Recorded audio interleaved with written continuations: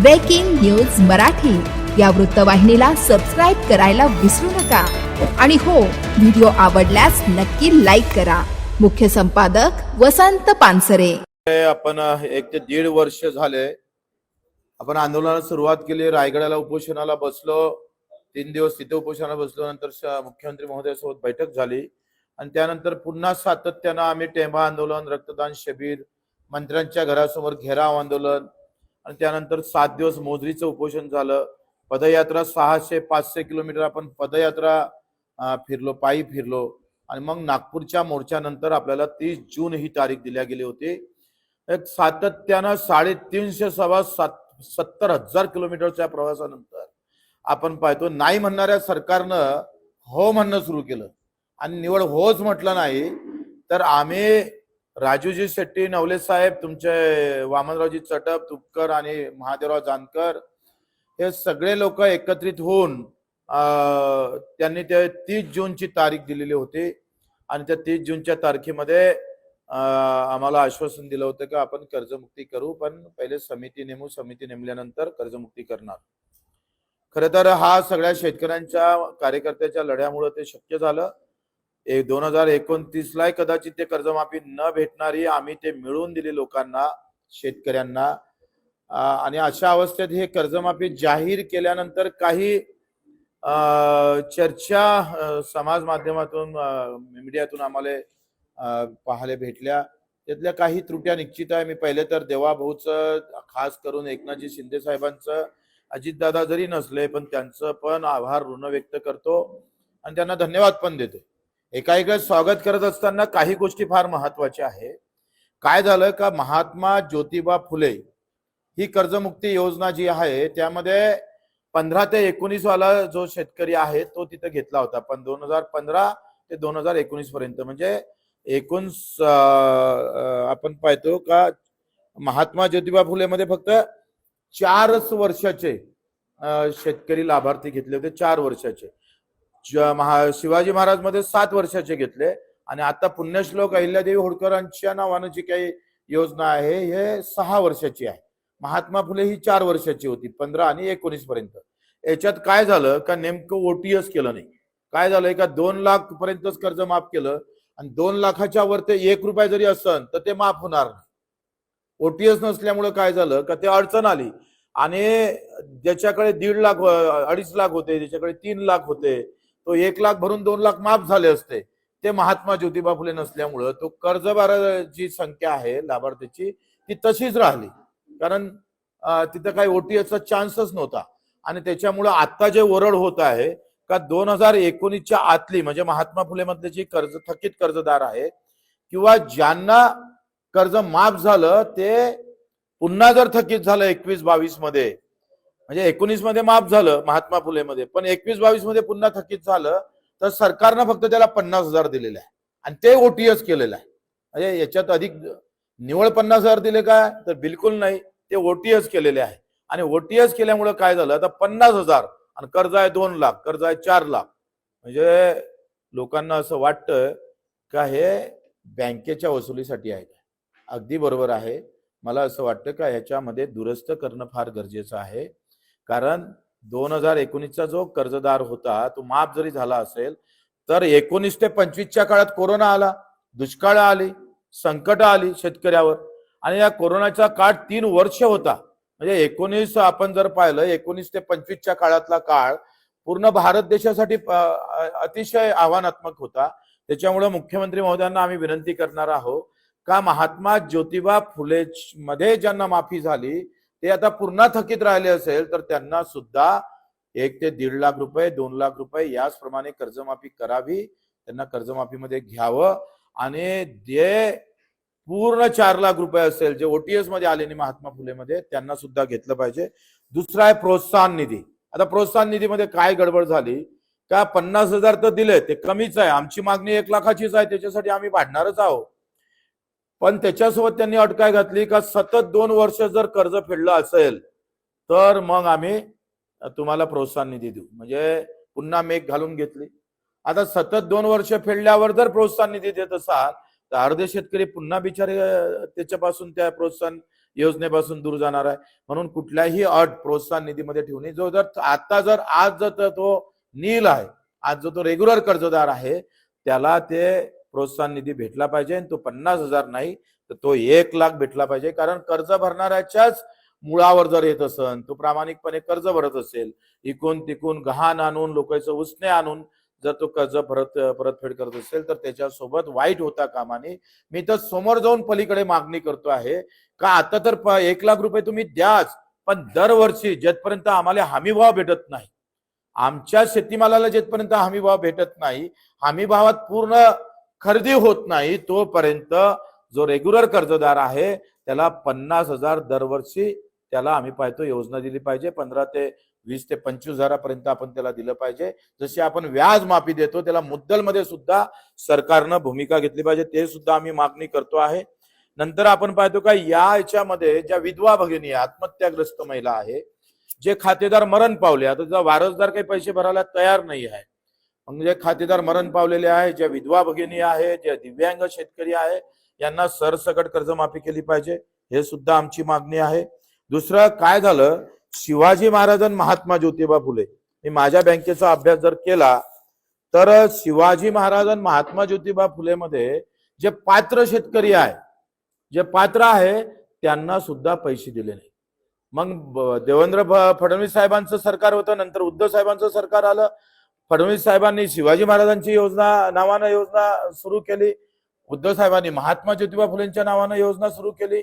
आणि मग शिवाजी महाराजांमध्ये जे पात्र शेतकरी होते त्यांचे पात्र यादीमध्ये नाव आहे, त्यांना प्रोत्साहन निधीमध्ये त्यांचं नाव आहे, परंतु शिवाजी महाराजांच्या नावाचे आणि महात्मा फुलेंच्या नावांची जी योजना आहे त्यातल्या पात्र शेतकऱ्यांचे अजूनपर्यंत बँकेत पैसे जमा न झाल्यामुळं तो बोजा तच्च्या तसाच आहे.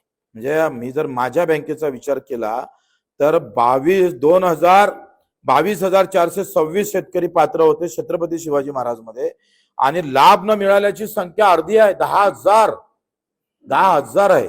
म्हणजे हा आकडा काही वेगळाच आहे.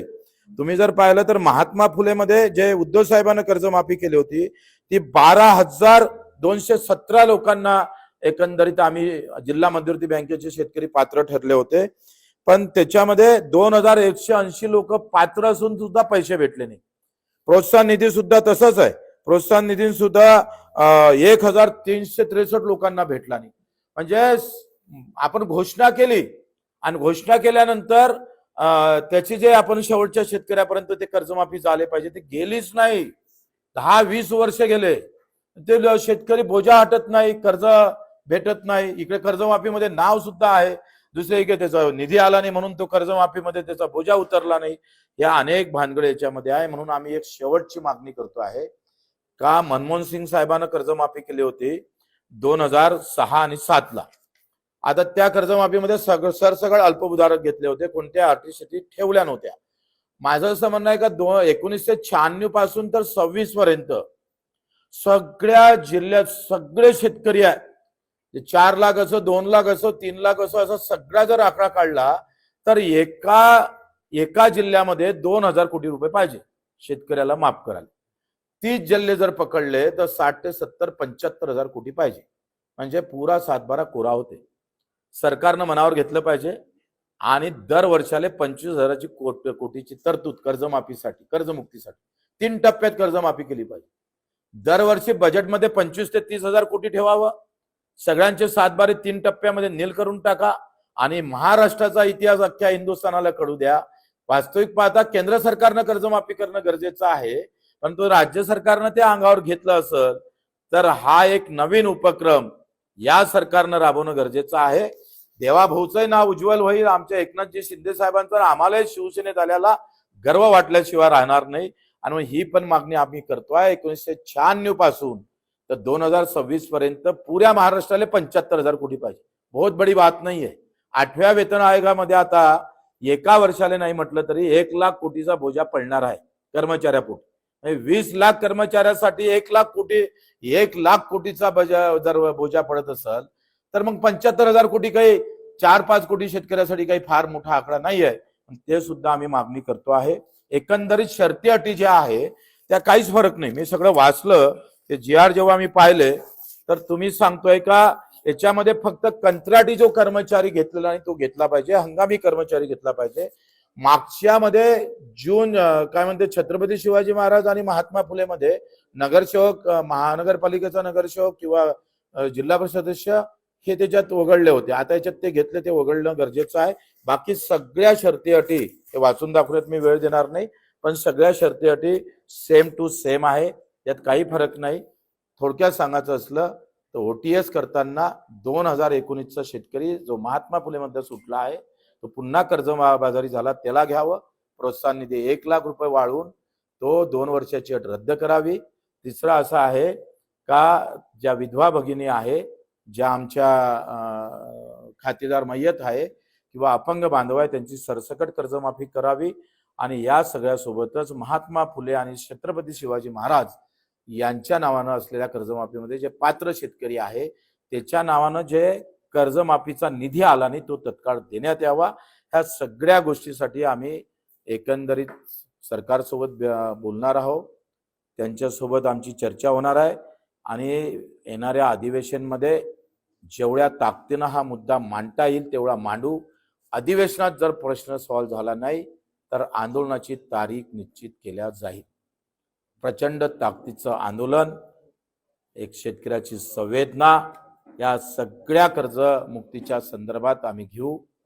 आता तुमचे प्रश्न असेल सत्तेत आहे तुम्हाला आंदोलन करता येईल का, तर मी शिवसैनिक आहे आणि शिवसैनिक म्हणून आम्ही पाहतोय तो अधिकार आमच्या हातात जरी शिवसेनेचा झेंडा असला तरी आमच्या डोक्यात शेतकरी, मजूर, दिव्यांग आहे तो कधीही जाणार नाही, हे मात्र खरं आहे.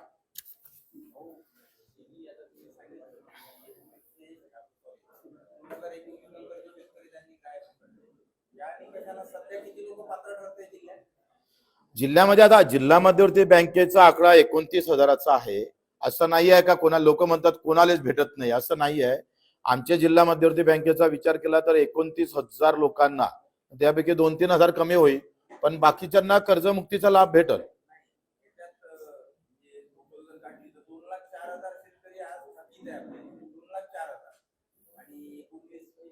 नाही, आमचे जे थकीत आहे ना ते टोटल हा हा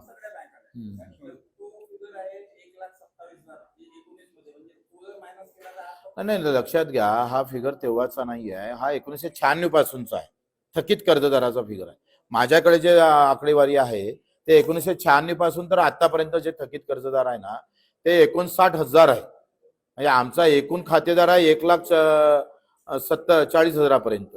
त्याच्यापैकी 59,000 म्हणजे 70,000 अर्धे खातेदार आता थकीत आहे आणि ते 1996 पासूनचा आहे. म्हणूनच तर मी म्हणतो का 1996 ते 2026 पर्यंत सगळ्या खातेदाराचं नील करून टाका. एकदा हनुमानजीच्या नावानं योजना करा. जय बजरंग बोली, जय श्रीराम. होती ना मागणी. कसं आहे लोकांना काय वाटते ही कर्जमाफी बच्चू कडूनच जाहीर केली बा. आता जाहीर केली मुख्यमंत्र्यांनी, मी कशी जाहीर केली. बऱ्याच लोकांचा गैरसमज आहे. काही पत्रकारांचे फोन आले म्हणे का अशी कशी तुम्ही कर्जमाफी जाहीर केली. अरे बाबा मला काही विचारून केली, आम्हाला काही सांगून केली, काहीच नाही. पण लोक असं समजतात का बच्चू कडू आता सत्तेत गेला म्हणजे प्रत्येक शब्दाला विचारला असेल आता हे टाकू का, ते करू का, याले घेऊ का नाही घेऊ, त्याला घेऊ का नाही घेऊ. अशा पद्धतीच्या ज्या गैरसमज लोकांमध्ये आहे किंवा अल्पबुद्धी आहे त्यांनी थोडीशी काढून टाकली पाहिजे ना. आणि हे मला माहित आहे का हे कॅबिनेट शिवाय होत नाही.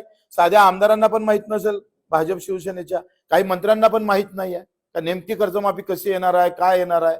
त्याच्यानं माझं म्हणणं असं आहे का तेव्हा आम्ही आभार मानले, आता आभार मानतोय, परंतु दुरुस्ती करणं महत्वाचं आहे. आम्ही शेतकऱ्याच्या बाजूने उभं राहील, अख्खी शिवसेना उभी राहील आणि ताकदीनं आम्ही भांडू, उसमें कोई संदेह नहीं है.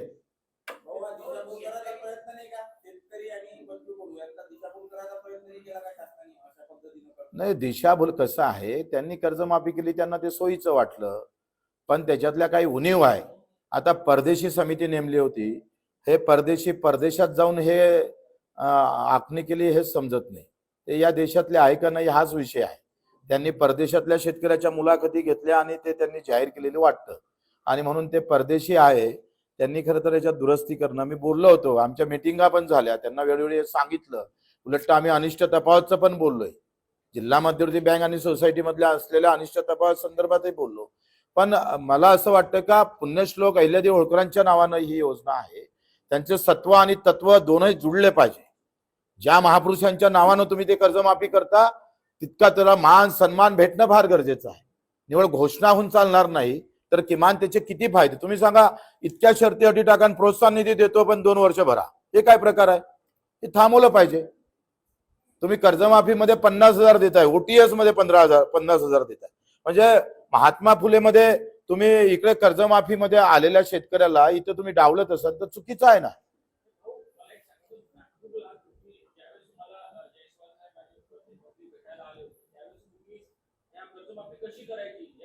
तिथे काही चर्चा झाली नाही, लक्षात घ्या. तुम्ही ऑन कॅमेरा ते बैठक झाली होती, तुम्ही ते ऐकली असेल. आणि त्यानंतर आपण सीएम साहेबाच्या मीटिंगला गेलो, तिथे मीटिंग झाली आणि मीटिंग नंतर त्यांनी 30 जून दिली. तर ठीक आहे, अभ्यास करायला आम्हाला तर ते मान्य नव्हतं, पण ते मान्य ठीक आहे. सरकारचे 2 शब्द ऐकले पाहिजे आणि कुठल्याही मागणीमध्ये 100% मागण्या पूर्ण होते असं तर नाहीच आहे. बोल मानो तेरी क्या इच्छा है तथास्तु, जो मिला है वो मिल जाएगा, असं तर होऊ शकत नाही. तुमचं कसं म्हणणं आहे, बटन दाबल्यावर लाईट लागलं पाहिजे.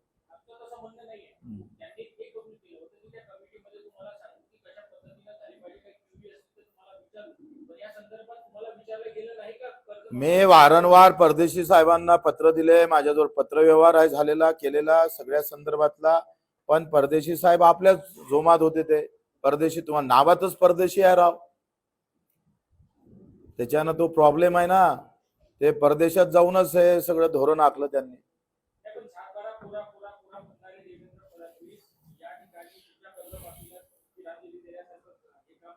नाही असं म्हणता येणार नाही. 7/12 कोरा त्यांनी बोलले होते, त्यांनी कोरा केलाच पाहिजे, आमचाही आग्रह आहे.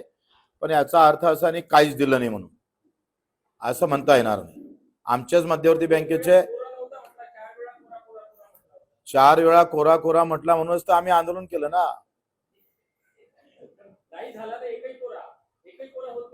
नाही असं म्हणत नाही, असं चुकीचं आहे. आता 2 लाख पर्यंत असणाऱ्या शेतकऱ्याची आमच्या इथं 29,000पैकी 20,000 शेतकरी आहे, त्यांचा कोरा होणार असं नाही म्हणता येईल.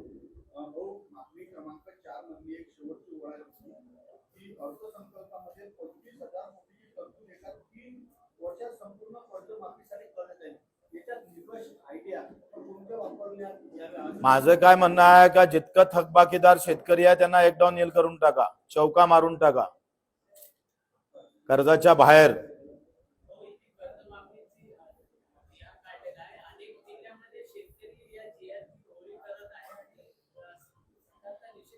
कसं आहे ते प्रत्येकाला स्वातंत्र्य आहे. त्यांनी होळी कराव का त्यांनी पूजा कराव का त्याची मिरवणूक काढाव हा आपला विषय आहे. तर त्यांनी ते करावं, त्याच्याबद्दल मला असं वाटतं का आम्ही यापासून पळवट काढले नाही. हम ठाम है, बिलकुल ताकदीनं उभं राहू शेतकऱ्याच्या बाजूने, कोई पीछे आने वाले नहीं है हम. बिलकुल. आता अधिवेशनात काय उत्तर भेटते ते पाहू. अधिवेशनात जर उत्तर भेटलं नाही, जून महिन्यात अधिवेशन आहे आणि एवढं मोठं शस्त्र अस्त्र शिंदे साहेबांनी आम्हाला दिलं, त्याचा वापर बच्चूकडे पुरा करेल. आर पारची लढाई सभागृहात लढल, त्या भिंती हादरून टाकू सभागृहातल्या, त्या ताकदीनं आम्ही लढू. आणि ते झालं नाही तर पण रस्त्यावर उतरू.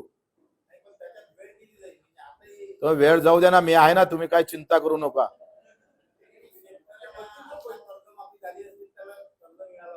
आता झाली असती तर नसती तर याच्यावर जाऊ नये. क्या करना है वो सोचना पडेगा हमको.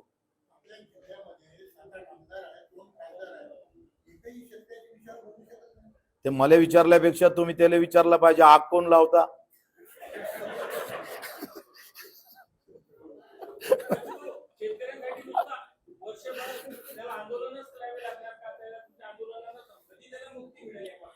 अरे आंदोलन हा जीवंतपना है, लक्षात घ्या.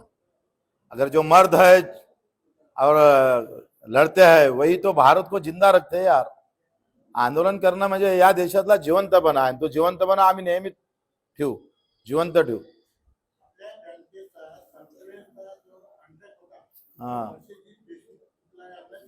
हा तोच तो उमेदवार आहे आता काँग्रेसचा. काँग्रेस बँकेची कारवाई आम्ही मला वाटतं नाही, नाही, उपाध्यक्षाला माहित असेल ह्या बाबतीत, हे बारीक त्यांचं नॉलेज चांगलं आहे. तो जुना करार आहे. आता करार नाही आहे, आम्ही सत्तेत आल्यावर करार नाही आहे तो. ज्यावेळी सन्माननीय बबलूभाऊ देशमुख या बँकेचे अध्यक्ष होते, त्या जिल्हा काँग्रेसचे अध्यक्ष आहे, त्यावेळेचा करार आहे. आणि तो काही मालक स्वतः नाही आहे, तो तिथला वर्किंग पार्टनर आहे. तो तिचा एक कर्मचाऱ्यासारखा वर्किंग पार्टनर आहे. आणि तो 6-7 वर्षाबद्दल झालेला करार आहे. तो करार त्याचा आता पूर्ण संपला. आमचं सॉफ्टवेअर चांगलं चालू आहे, त्यामुळे त्याचा आता बँकेशी कुठला संबंध आहे असं मला वाटत आहे. प्रकरण मिटाचा विषय नाही ना. माझं काय म्हणणं आहे, तुम्ही पेपरावर मिटवू नका, बस झालं काम. चालू ठेवा, मग आम्ही चालू ठेवतो.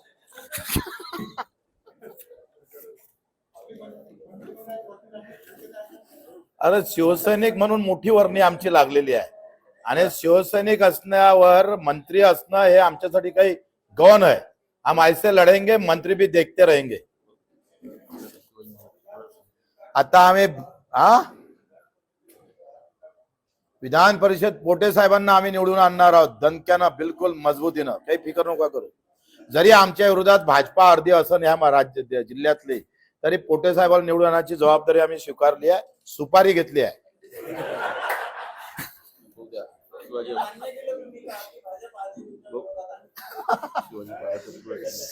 शिवाजी महाराजांचा भव्य पुतळा आम्ही इथे उभारणार आहोत. त्याचं भूमिपूजन लगेच होणार आहे. छत्रपती शिवरायानं काय म्हटलं होतं तुम्हाला माहित आहे, सगळ्यांना पोटाशी लावावे, उपाशी राहता कामा नये. हिंदू मुसलमान की बात नाही, आम लोगों की बात आहे. आणि त्या शिवरायांचा पुतळा आम्ही इथे उभारणार आहोत. बँकेतच, नाही तर दुसरे आमची हद आता बँकेपर्यंतच आहे सध्या. महानगरपालिका आल्यावर मग उभारू, कुठे उभारायचं आहे.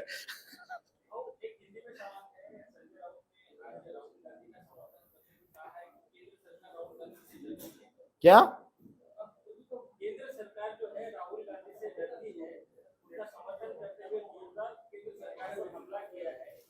पूरे महाराष्ट्र में कांग्रेस कहाँ है बताओ? 6 तो विधान परिषद अब अनपढ़ हो गए. कांग्रेस लड़ने को तैयार नहीं, फुटपाथ पर नहीं है, मैदान पे नहीं है, तो कहाँ केंद्र की बात कर रहे हैं? महाराष्ट्र के अंदर कांग्रेस कहाँ है? 6 जगह अविरोध हो गई है भाजपा और शिवसेना.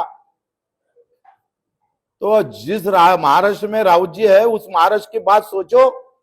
उसके बाद उनका भी शिवसेना का उबाटा का एक कोई है, उसने भी विड्रॉल लिया है.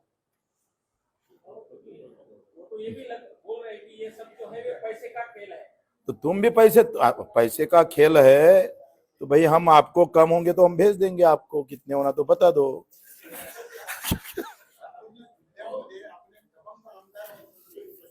हा, महाराष्ट्रात जिल्ह्यातच काय तुम्ही असा कॅमेरा सगळीकडे फिरवा थोडासा. हा, कायच त्याच्यात कोण आवाज नाही उठवला? विनाकारण आवाज उठवते आजकाल लोक, कारण नसताना उठत होते. त्या 380 त्याच्यात हिंदू मुलींवर अत्याचार झाला असं सांगितलं गेलं. जे काही आहे त्याला तर चिरफाड केला पाहिजे, चौरंगा केला पाहिजे. ज्या पुट्ट्यानं हे केलं त्याचा चौकात येऊन छत्रपती शिवराय सारखा चौरंगा केला पाहिजे. पण मला असं आहे का, कोणतंही प्रकरण तुम्ही धर्मावर नेऊ नका. आखरी मुलींची बदनामी होतं ना. आता अचलपुरात येताना लोक मुली पाहताना विचार करतं का बाबा हे त्याच्यात तर नाही आहे, मोठी अडचण होतं. असं होऊ नये. जे काही वक्तव्य करत असेल त्याचा आम्ही पाहतो दुष्परिणाम समाजावर, माध्यमावर पडत असेल, गावावर पडत असेल, तर ते चुकीचं आहे. आता तुम्हीच सांगितलं 10 डाव का हे चूक आहे. तुम्ही आता हे चुकीचं दिसतंय.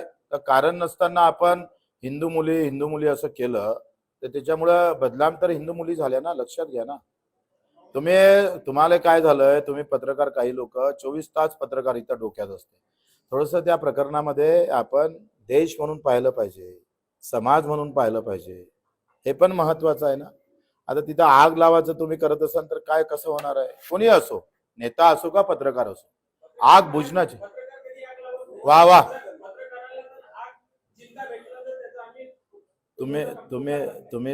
तुम्ही सांगतो, तुम्ही फक्त एवढा इस्तो दिसला पाहिजे, त्याची जर आग जर केली नाही तर मी असे कित्येक उदाहरण सांगतो.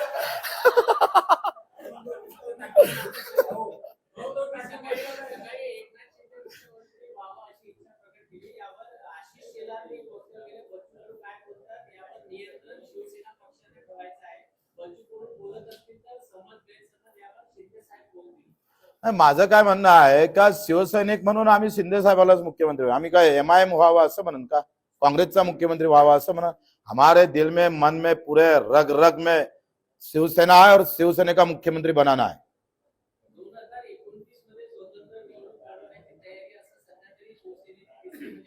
आमची दिसत नाही.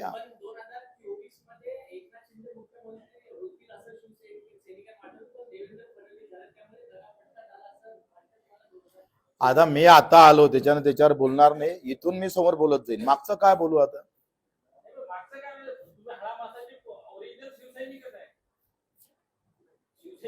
अरे 25 वर्ष येऊन गेले बाबा. 25 वर्षात सगळं बदललं. आता पुन्हा शिवसेनेच्या वाटेवर आलोय.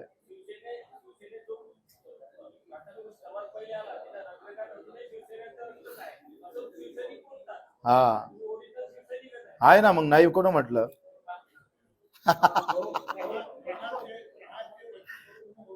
हा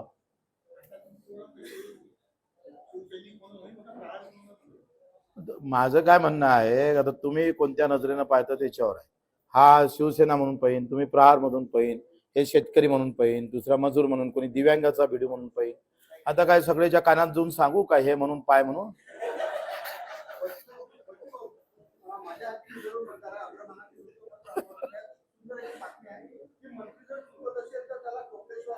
हे बाळासाहेबच बोलत होते. बाळासाहेब ठाकरेंची भाषा आहे. और शिवसेने का DNA वही है. दुसरं ते तपासा तुम्ही. नाही नाही असं किस्सा काही नाही आहे. कसं आहे मी पहिलेच सांगितलं आमच्या हातात पक्षाचा झेंडा आहे. डोक्यात शेतकरी आहे, मजूर आहे, दिव्यांग आहे. डोक्यात काय महत्वाचं आहे आणि ते डोक्यात आहे ते बोललो आहे. त्यात काय गैर काय. पण ते मंत्री नावाचा तिथं दुसरा माणूस आहे. मंत्री नाही आहे तो मंत्री तिथं नावाचा आम्हाला तिकडे त्रास देत होता शिवसैनिकांना. त्या मंत्र्याबद्दल बोललाय. तो आडनावानं मंत्री आहे. तुम्ही भल कोणताच मंत्री घेतला.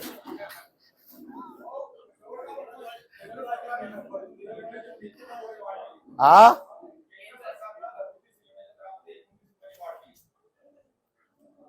मला वाटतं स्वागत करणार नाही पण दुरुस्ती करावी. ठीक आहे. आता बस करणार सगळं काय आजच विचारता काय. हा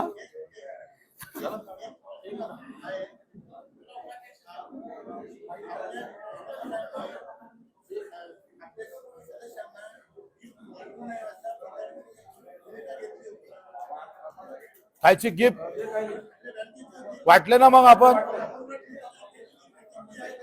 हा सर्व पत्रकार महोदय आला आणि तुम्हाला एक अजून माहिती देतो की बच्चूभाऊंनी जे पत्रकार परिषद घेतली कर्जमाफी संदर्भात त्यामध्ये सर्वात प्रथम त्यांनी मुख्यमंत्री महोदयाचे शिंदे साहेबांचे आभार मानले आणि या अधिवेशनानंतर जी शेतकऱ्यांना कर्जमाफी दिली त्याच्यासाठी आमच्या संचालक मंडळाने आमच्या सर्व 11 लोकांच्या संचालक मंडळाने असं ठरवलं आहे की छत्रपती शिवाजी महाराजांचा भव्य पुतळा उभारायचा आणि त्याच्या उद्घाटनासाठी शिंदे साहेबांना माननीय मुख्यमंत्री महोदयांना मुख्यमंत्र्यांना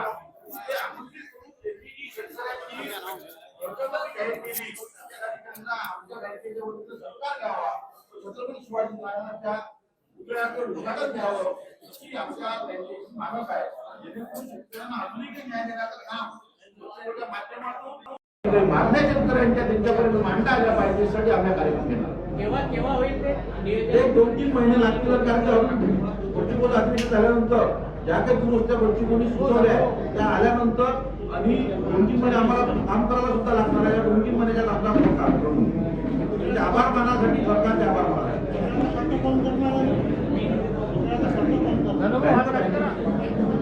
ब्रेकिंग न्यूज मराठी या वृत्तवाहिनीला सबस्क्राईब करायला विसरू नका. आणि हो, व्हिडिओ आवडल्यास नक्की लाईक करा. मुख्य संपादक वसंत पानसरे.